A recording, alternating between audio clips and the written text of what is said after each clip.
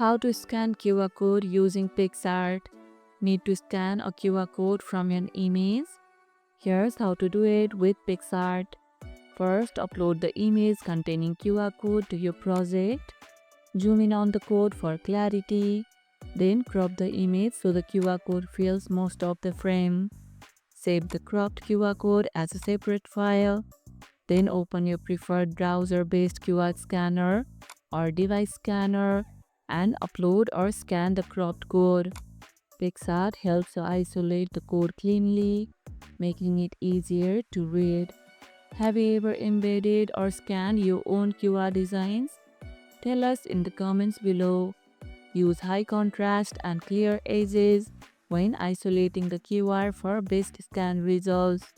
And that's how you can scan QR code using Picsart. And if this video helped, hit the like button, share it, subscribe and leave a comment. Thanks for watching and I'll see you in the next one.